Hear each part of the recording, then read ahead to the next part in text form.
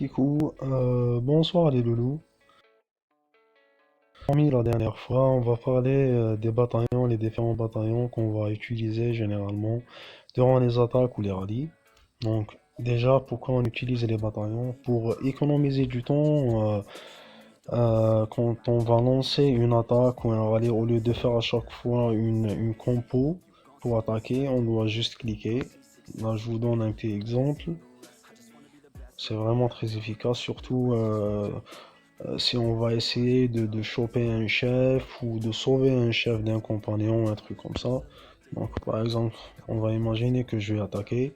Au lieu qu'à chaque fois je clique pour choisir les héros, etc.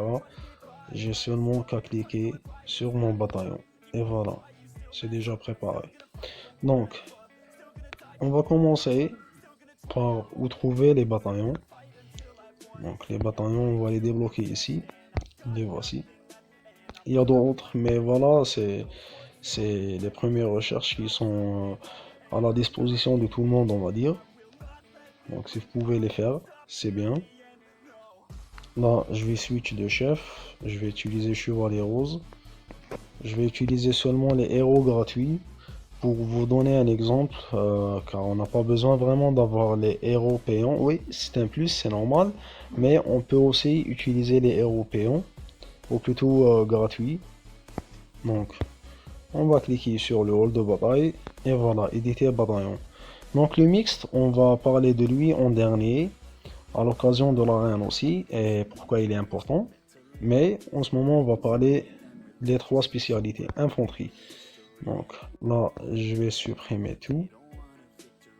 Donc, toujours on commence par le chef, pour activer les stades d'attaque de l'équipement de notre stuff. Et on va y aller sur le héros infanterie. Aussi, il faut savoir qu'il est déconseillé d'utiliser les héros avec de l'attaque armée en mono. Pourquoi? Parce que c'est des stats en moins. Et je vous explique. Par exemple, le VR, il vous donne 20% d'attaque armée, alors que le forgeur d'armes, il vous donne 30%, donc 10% de plus. Donc, les héros avec de l'attaque armée, on l'utilise à deux conditions. Si on va jouer en mixte, sur les merveilles par exemple, ou sur un trap par exemple, ou dans le cas où on n'a pas des héros avec des stats en mono. Par exemple, dans le Kava, on va arriver. Voilà, donc, pour l'infanterie, les héros gratuits, on a Forgeur d'âmes, Tueur de démons, Écueur et le Loyal. Donc 30% sur chaque. Ça vous donne 120% d'attaque infanterie, plus 20% d'attaque armée de Chevalier Rose. Pour la compo, il y a deux choix. Donc soit vous allez utiliser les tampons, ou pas. Moi personnellement j'utilise les tampons. Donc voilà. On va faire 150 000. Donc c'est toujours 60%, 40%, 60% de T4, 40% de T2. Donc on va supprimer 150 000.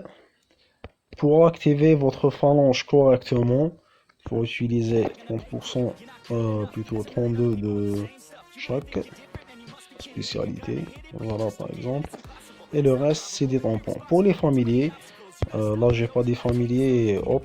Donc je vais vous parler des familiers les plus connus. C'est généralement, pour l'infanterie, on a le diablotin qui vous donne jusqu'à 100% de stats à plusieurs reprises. Vous avez l'ingénieur qui vous donne 15% au début de bataille. Et vous avez le griffon qui vous donne jusqu'à 200% d'attaque armée pendant 10 secondes. Il est où le griffon? Il est un peu difficile à observer, mais quand même, il n'est pas négligeable. Après, si vous n'avez pas le griffon, vous avez d'autres choix, par exemple le charasson qui vous donne 15% de PV max, ou par exemple Aquiris qui vous donne 15% de PV max réduit pour l'ennemi, ou par exemple vous pouvez utiliser les familiers qui vous donnent 80% de PV max, etc. Donc vous avez d'autres choix, mais toujours il faut privilégier les familiers avec de l'attaque. Donc pour les snipes c'est pareil. Archer, on va supprimer. Donc on commence toujours par notre chef et on va aller au familier. Donc on a traqueuse, on a Reine des Neiges, et on a l'Archère Funeste aussi qui vous donne 30%. Donc dans ce cas-là, par exemple, on n'a pas un autre héros gratuit qui vous donne de l'attaque. Donc là, on peut utiliser le Gobelin qui donne 20% d'attaque armée. Pour la compo, c'est toujours pareil, 150 000. Et on va mettre 32 infanterie, 32 cava pour activer la phalange correctement. Et le reste en tampon. Pour les familiers, c'est pareil. C'est très simple. On a le Trickstar qui donne jusqu'à 100%. Ben voilà. À plusieurs reprises toujours. On a le Gnome qui donne jusqu'à 15% au début de bataille. Et toujours le Griffon ou un héros, ou plutôt un familier qui donne du PV. Donc pourquoi je parle toujours du PV? Parce qu'il y a un ordre à respecter. C'est toujours l'attaque, PV et pour après la défense. Donc la défense est la moins conseillée, on va dire. Donc il faut toujours privilégier l'attaque et le PV HP. Pour la Cava, c'est pareil. On rentre de éditer bataillon, Cava, on supprime.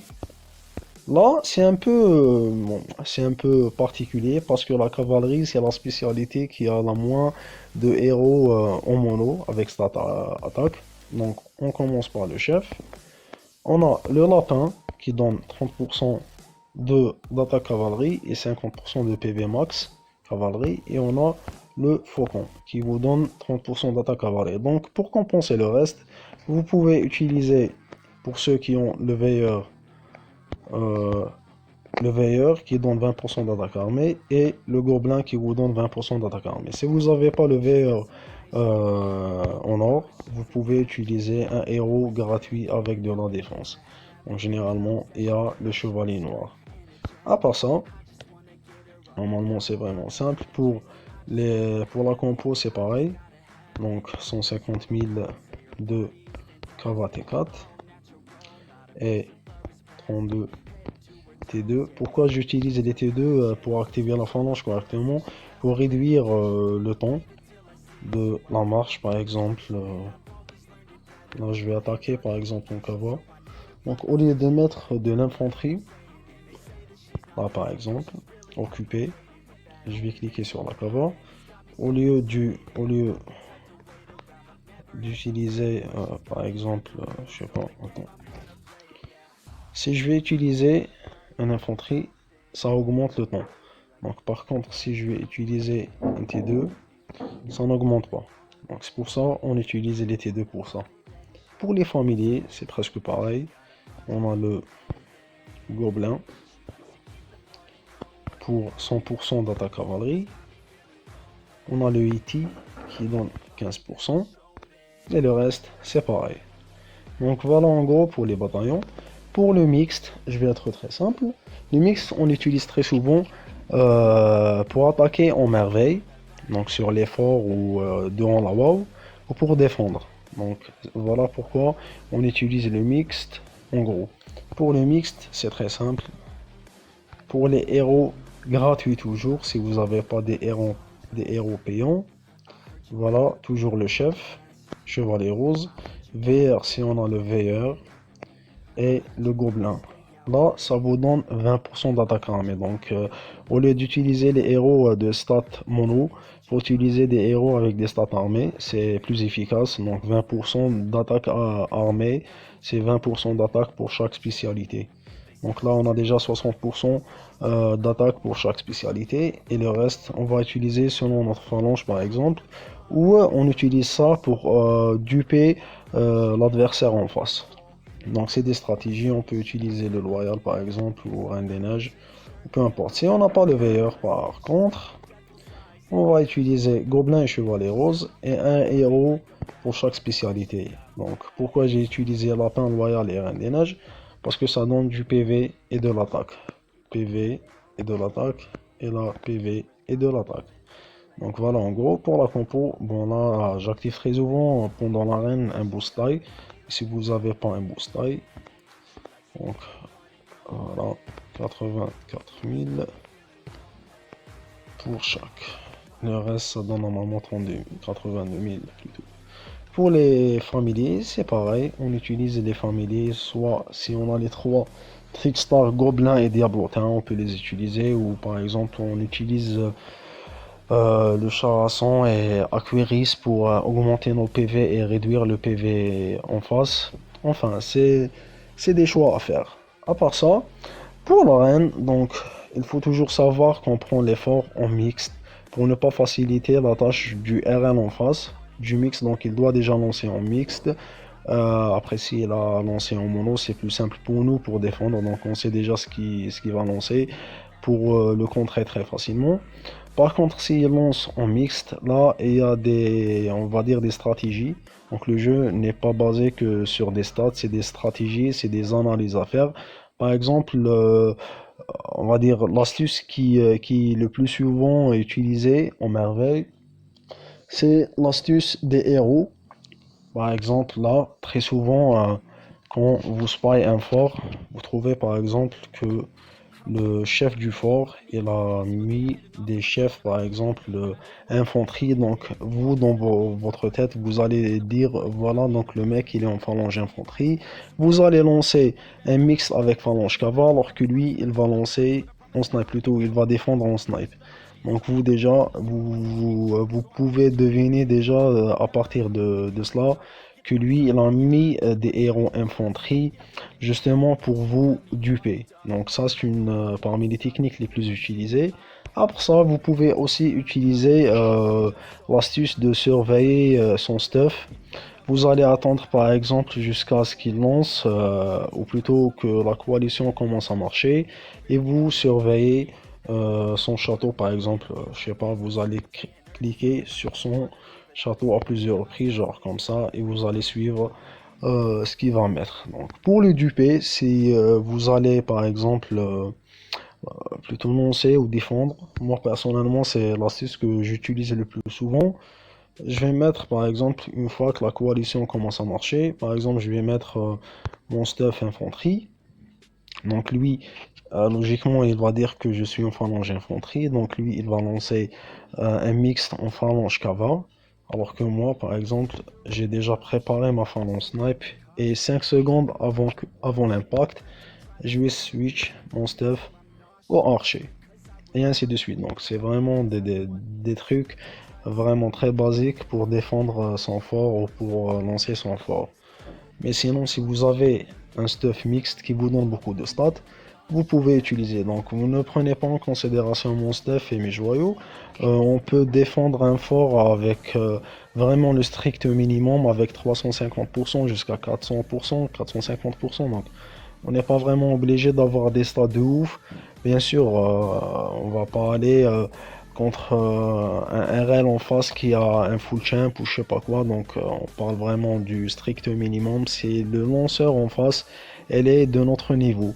Si elle n'est pas de notre niveau, bien sûr, on va galérer même si on va le contrer. Donc ça sert vraiment à rien. Mais c'est le lanceur en mixte, ou plutôt le lanceur en face, elle est de notre niveau. C'est plus simple pour défendre. Donc voilà, c'est mon stuff mixte.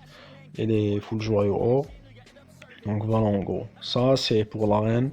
Après, ce que je peux vous dire pour l'arène, c'est un événement qu'on peut tester nos stats, qu'on peut tester notre potentiel de défendre pour s'orienter de plus en plus vers la WoW. Parce que l'arène c'est un peu le parallèle de la WoW sans perte. Donc, si on veut vraiment apprendre des choses, c'est le meilleur terrain pour, voilà, pour exercer et pour pratiquer des astuces et pour apprendre aussi. Parce que parfois, il y a des réflexes à apprendre et ça s'apprend avec la pratique, bien sûr. Donc, l'arène, elle est vraiment très conseillée, très recommandée pour chaque membre ou pour chaque joueur qui veut s'orienter vers la war, bien sûr. Sinon, voilà. En gros, j'espère que cette vidéo va être utile pour vous et j'espère qu'on va se retrouver prochainement pour une autre vidéo de comment défendre un rallye par exemple ou comment on fait une compo de trappe. On va décider après pour ça. Sinon voilà, bonne soirée à vous et on se capte pour une prochaine vidéo. Bisous.